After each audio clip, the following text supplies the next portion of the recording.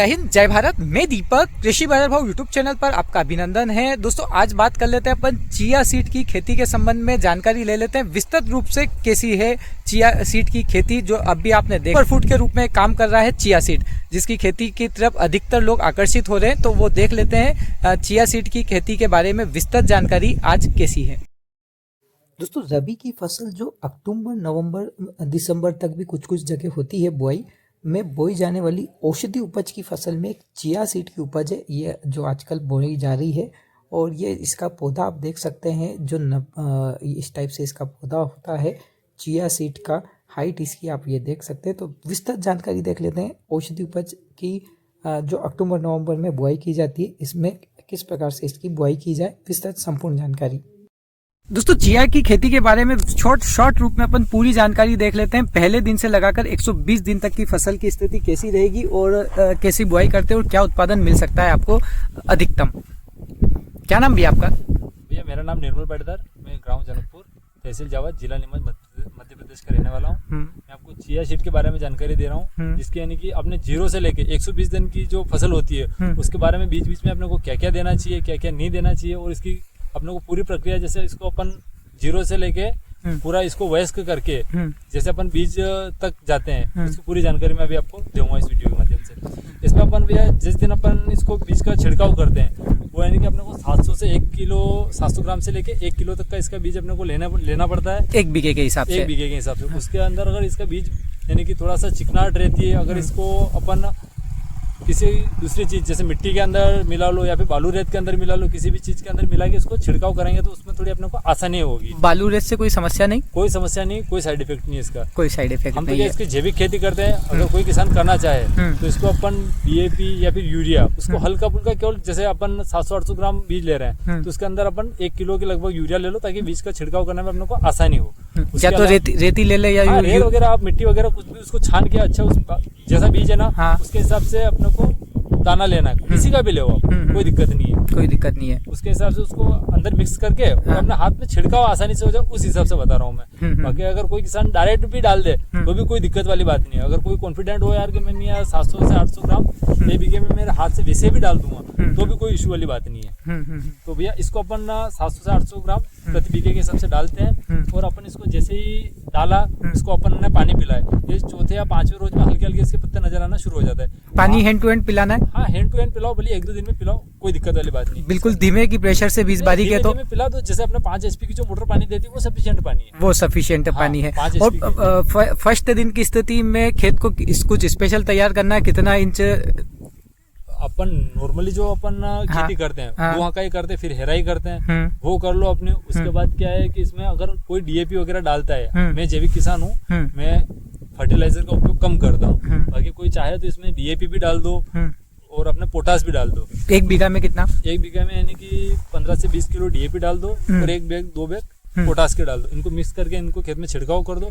उसके बाद में बीज को डाल दो और इसको पानी पिला दो। तो आपका पौधा 4 से 5 दिन में कहीं कहीं नजर आना शुरू हो जाएगा। उसके बाद वो 7-8 दिन में अच्छे से पौधे, अभी जैसे आप वीडियो में फोटो में देख रहे होंगे, हाँ, उस टाइप से यानी कि आपको नजर आएगा। ये कितने दिन की स्थिति? 8 दिन की फसल है। ये 8 दिन की स्थिति है दोस्तों। कल पानी छोड़ेंगे इसमें, आप कल पानी छोड़ेंगे। हाँ, तो ये दूसरा पानी आप कल दोगे? हाँ, तो दूसरा पानी यानी कि 9वें दिन अपने को इसका दूसरा पानी मिल गया इसका। हाँ, उसके बाद ये पौधा अपना हो जाना चाहिए तकरीबन 5-6 इंच का। हाँ, यानी कि इसका 4-4, 5-5 पत्ती आ जानी चाहिए, तीखी तीखी पत्ती आएगी इसकी मिर्ची के टाइप में। वैसे पत्ती बन जाए इसको आप तीसरी पान पिला दो, यानी कि वो हो जाएगी अपने लगभग 20 दिन के समथिंग। 20 दिन के समथिंग, यानी कि ऐसे करके अपना टोटल हो गया 1 महीने की फसल। 30 दिन में अपन जब उसको तीसरा पानी देंगे तब तक अपनी फसल 1 महीने की हो जाएगी। ठीक है। उसके बाद में यानी कि इस पौधे की हाइट लगभग आ जाएगी अपनी 1 से 1.5 फीट के लगभग। हाँ, ठीक है। उस टाइम पे इसको चौथा पानी दे दो आप। चौथा पानी दोगे तो उस समय क्या है इसके कि हाइट वगैरह भी यानी कि ले लेगा पौधा। लगभग कितनी हाइट ले लेगा? इसकी हाइट आ जाएगी उस समय तकरीबन समझ लो आप 1.5 फीट के आसपास। 1.5 फीट के आसपास? 1.5 फीट के आसपास इसकी हाइट आ जाएगी पौधे की। उसके बाद इसको छोड़ दो। उसको ज्यादा पानी की जरूरत नहीं है इस पौधे को। अच्छा। यानी ये जो अपन चौथा पानी जो देंगे ना, चौथा पानी इसको देंगे लगभग अपन 30 दिन में, 1 महीने में। 1 महीने में, ठीक है। उसके बाद 1 महीने में जैसे अपन इसको पानी देंगे ना, तो उसके बाद क्या होगा, इसकी हाइट बढ़ जाएगी। यानी कि ये 2.5 फीट के 2.5 से 3 फीट के लगभग सफिशिएंट इसकी हाइट आ जाएगी। उसके टाइम देख लो अपन उसके में कहीं यानी कि ठंड क्या रहेगी, ओला यानी कि ये अपना क्लाइमेट भी ठंडा रहेगा, तो इसको पानी की जरूरत नहीं लगेगी। उसके बाद क्या है कि जैसे ये अपने 3 से 3.5 फीट के लगभग होगा, इसमें कहीं कहीं माजर आना शुरू हो जाएगी। उस समय भले आप पानी दे दो, यानी कि अगर आपको कुछ यूरिया वगैरह डालना हो तो आप तीसरी बार में भी दे सकते हो इसमें। तो हम तो क्या देते नहीं है, बाकी आप अगर देना चाहो तो आप इसको तीसरी बार में, चौथी बार में जब अपन पिला रहे हैं, चौथी बार में तीसरी में भी दे सकते हो। अगर पौधे की हाइट कम है और अगर अपने को नहीं लग रहा है यार कि हाइट इसकी नहीं बढ़ रही है, तो आप उस समय दे दो। चौथी बार में अगर आपका पौधा सफिशिएंट हाइट पे आ गया 3 से 3.5 फीट पे, तो आप उसको खाद कुछ भी मत दो, वो नहीं तो फिर क्या पौधे गिरने की समस्या रहती है। अच्छा। और इसको पौधे की हाइट लगभग आप अगर सेकंड टाइम जब पिला रहे हो तो उसकी कोशिश करना है इसकी कि लगभग 4x4 पे पौधा रहे। 4x4 पे, जैसे एक पौधा यहाँ पे तो एक पौधा यहाँ पे रहे, उसकी ज्यादा नजदीकी नहीं रहनी चाहिए। जैसे ये कहीं कहीं पास में है ना, ये अपन ने बिना रेत वगैरह किसी भी चीज को नहीं मिला के डायरेक्ट डाला हुआ है, तो अपन इसको अभी निंदाई में अपन इसको छनवा लेंगे, ताकि पौधे की अपनी जो डिस्टेंस रहे वो सफिशिएंट और सही रहे, ताकि क्या वो पौधा बाद में बड़ा हो के वो गिरे ना एक दूसरे के ऊपर ना गिरे।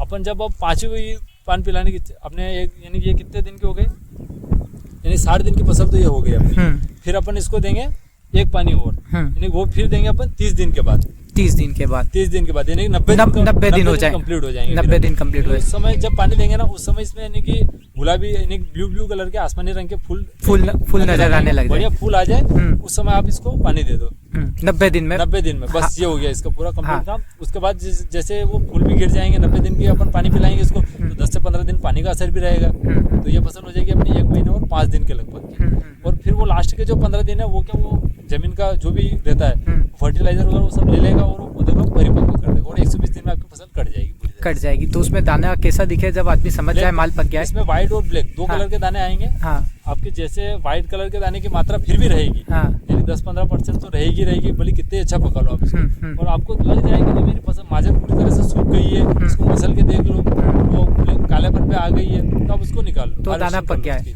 और दाना हरा हो तो नहीं, दाना हरा नहीं रहेगा, पीला रहेगा, काला, ये सफेद और काला रहेगा। जो कच्चा रहेगा ना वो सफेद हो जाएगा, और जो अच्छा पक जाएगा वो ब्लैक हो जाएगा।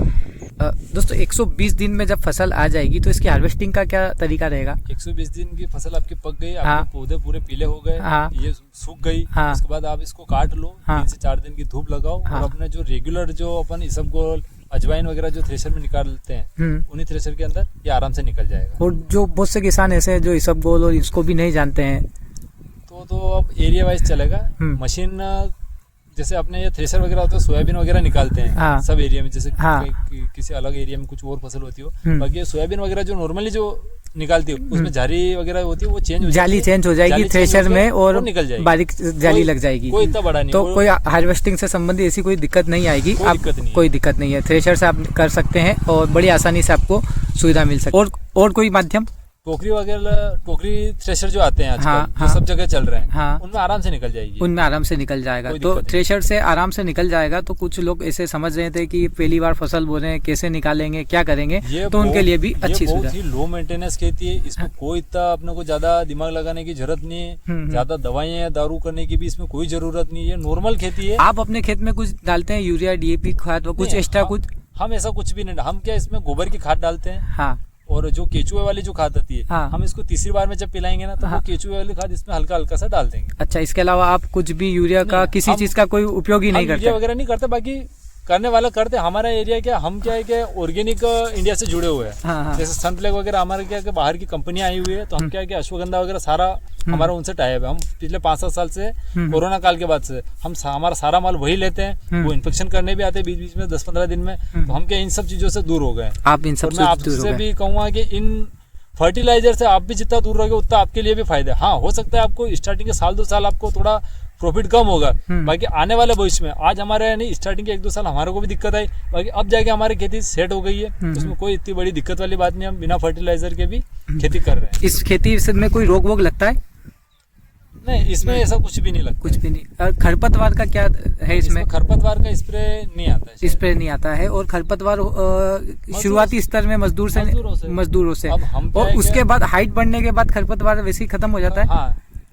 यानी कि अपने 1-1.5 फीट के बाद इसमें खरपतवार वैसे भी नहीं रहता, वो गल जाता है सारा। वैसे भी गल जाता है। तो बस शुरुआती की समस्या है जो हाथों मैनुअल रूप से आप कर सकते हैं, कोई बिना स्प्रे के। मैं आपको बता दूं, हम तो क्या है कि भगवान ने हमारी किस्मत बहुत अच्छी लिखी है। हम ऐसे गाँव में हैं जहाँ पे सारे हमारे मित्र वगैरह जो भी है गांव के वरिष्ठ जन, यानी कि इसमें यानी कि हमारे गांव में खरपतवार बहुत ही कम है, बहुत ही कम नहीं है जितना यानी कि दूसरे गांव की तुलना में। दूसरे गांव अभी भी आप खेत की कंडीशन देख लो इसमें, यानी कि अभी भी आपको खरपतवार नहीं दिख रहा, कहीं नहीं दिखेगा। सही बात बाकी नहीं तो बहुत सारे गाँव में ये स्थिति होती है कि यानी उससे पहले ही खरपतवार आ जाता है। खरपतवार आ जाता है।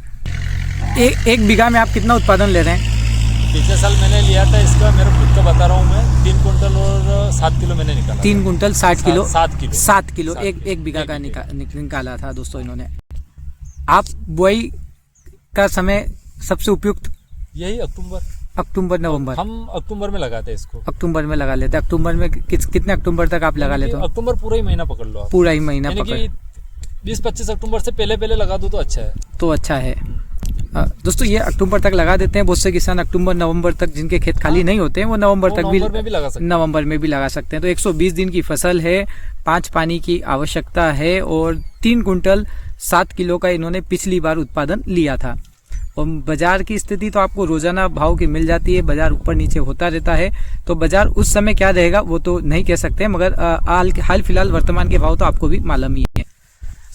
दिसंबर के आसपास में, जनवरी के आसपास में पाला गिरता है, तो इस पाले से इस फसल को कोई नुकसान की संभावना दिखती है? पाला जो अगर अच्छी कंडीशन में गिर गया, 6 डिग्री से नीचे अगर आ गया, हाँ, तो आपकी फसल पूरी तरह से खत्म हो जाएगी। हाँ, उसमें आप घबराए नहीं। हाँ, आपने माल पूरी मेहनत कर ली उसमें, तो आप उसमें एक काम करिए, फिर उसको 5-7 दिन पड़ा रहने दीजिए।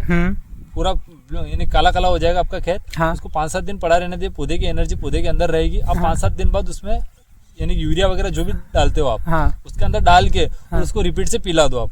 उसका प्रोडक्शन 3 क्विंटल के बजाय 1.5 क्विंटल आएगा, पर आपका नुकसान नहीं होगा उसमें। ठीक है, फिर जल जाने के बाद भी कुछ तो आप घर लेके जाओगे, आपकी मेहनत तो आपको मिल ही जाएगी। 1.5 क्विंटल पैदा होगा, वो कम होगा, पर यूं है कि आप फिर भी संतुष्ट रहोगे कहीं ना कहीं। ठीक है, फसल हो गई अपनी।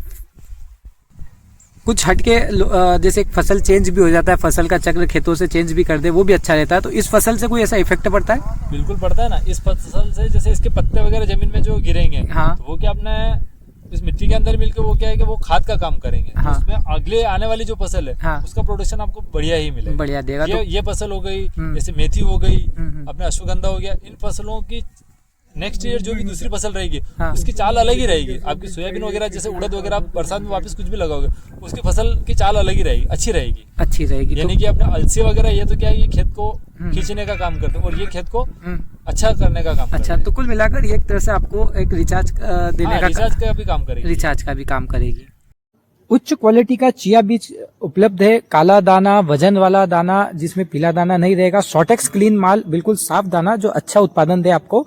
आप संपर्क कर सकते हैं 8770313833 8770313833 नंबर पर। और अच्छी क्वालिटी का चिया बीज का माल आपको उपलब्ध रहेगा, जो बिल्कुल साफ ग्रेडिंग करा हुआ माल, एक जैसा माल, अच्छा वजन वाला दाना रहेगा जो अच्छा उत्पादन देगा, जिसमें पीला दाना भी नहीं रहेगा, बिल्कुल साफ क्वालिटी वाला माल। तो अधिक जानकारी के लिए आप इस मोबाइल नंबर पर संपर्क कर बीज आप प्राप्त कर सकते हैं। हिंदुस्तान के किसी भी कोने में आपको बीज भेजने की सुविधा दी जाएगी। तो आप किसी भी जगह पर आपको बीज उपलब्ध हो जाएगा। आप फोन लगाइए और आपको कोरियर के माध्यम से बीज उपलब्ध कराया जा सकता है, बढ़िया क्वालिटी का, विश्वसनीयता के साथ अच्छी क्वालिटी